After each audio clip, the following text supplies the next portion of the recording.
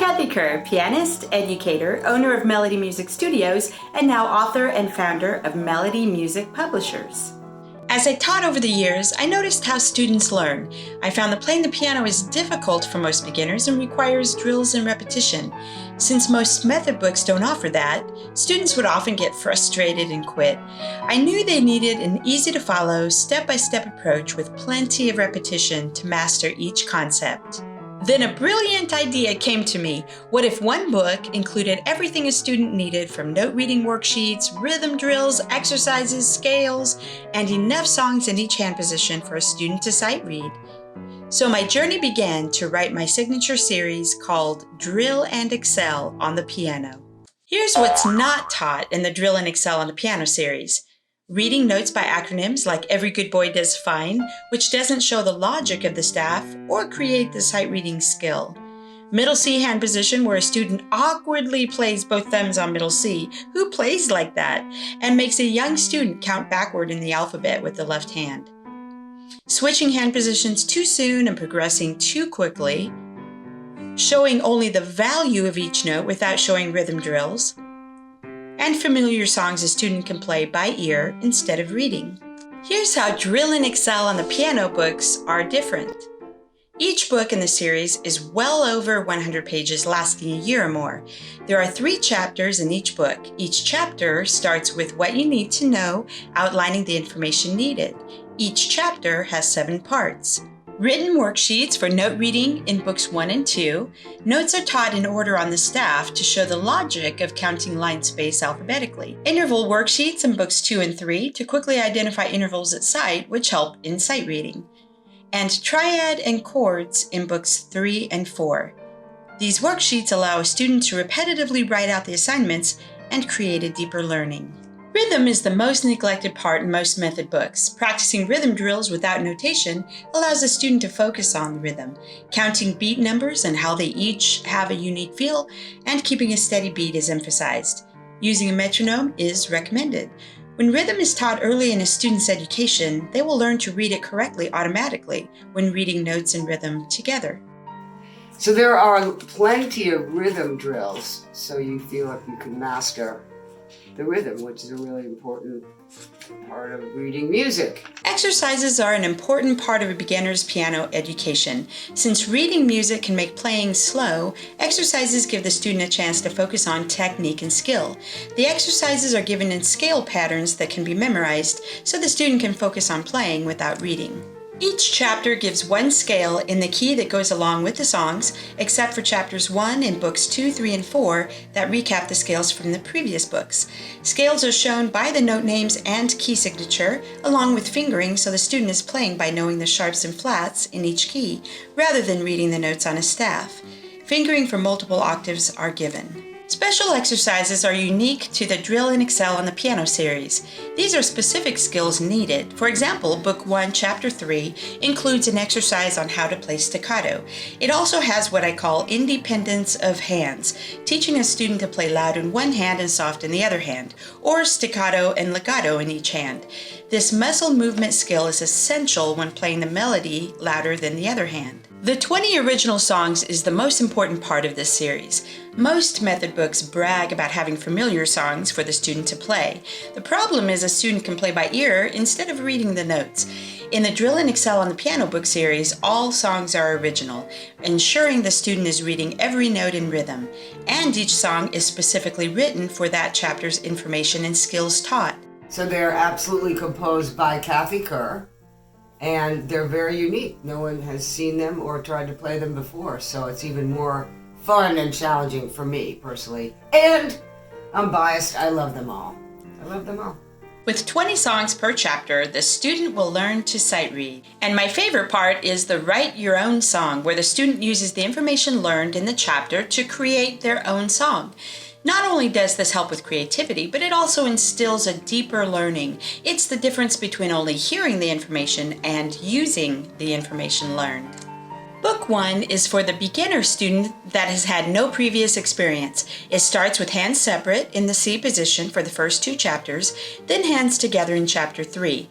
Book 2 is great for the late beginner, someone that has had a little training or has learned on their own. In Book 2, Chapter 1 is a recap of Book 1 and starts in the C position, hands together. Chapter 2 is in the G position, and Chapter 3 is in the D position. Starting with this chapter, the songs begin to expand slightly outside the 5-note hand position. This is done incrementally and gets more difficult as the chapter progresses. There is also a special exercise that goes through every interval with every finger combination to teach the student how to do this. Book 3 is for the early intermediate student. As in Book 2, Chapter 1 is a recap of Books 1 and 2, so nothing is missed in the information needed from the previous books. Chapter 2 is in the key of A and Chapter 3 in the key of F. Songs in these chapters and going forward are no longer in a hand position. And finally, Book 4 is for the late intermediate student. Again, Chapter 1 is a recap of Books 1 to 3. Chapter 2 is in the key of B flat and Chapter 3 in E flat. Books 3 and 4 add a lot of theory, including chromatic intervals, triads and chords, and special exercises. And Book 5 for the advanced student will be coming out in 2022. For the young student, ages 4 to 8, we have a series called Color It, Say It, Play It, and Create It, Books 1 and 2. These books teach students how they learn at this age. Notation is not taught in Book 1. Studies have shown that young children struggle with reading notes and playing at the same time. Playing with only the letter names allows the young student to play more freely. Learning the key names is taught by coloring the keys using the 7 colors of the rainbow. Next, the student will say and play the notes in the right hand middle C hand position. Not looking at their hands is emphasized throughout the book, and memorizing what finger is on each key. Notice the letters ascend and descend with the notes. This continues throughout the book to give the concept of the notes on the staff ascending and descending. The copycat game is a big part of this book and done throughout. This helps the student's ear training when listening to the teacher play a set of 3 notes, then play them back. This also establishes a steady beat. Exercises are included in this book, something I've never seen in children's piano method books. I believe it's important for a child to learn proper technique and skill in playing right from the beginning. These are intended to be played multiple times in a row so the student can play them quickly. The first set of 8 songs are introduced with the letter names and words like fast and hold for the rhythm. Next, the student can write their own song using the notes they've learned. Kids have a great time creating, and this instills a deeper learning. Rhythm is again something neglected in most method books, especially for the young student. I believe it's the most important part of learning. The values of each note are taught to start with, then worksheets to fill out the different rhythms. Then, just like in Drill and Excel series, there are different rhythms for the young students to play. There is also a part for the student to write the rhythm the instructor plays, or they can create their own rhythm. Once rhythm is introduced, the songs are then shown with big notes for the rhythm with a note name inside. This way, the student can focus on the rhythm while playing a song. There are 6 familiar songs with big notes and rhythm. And now the left hand is introduced in the C position, 1 octave below middle C.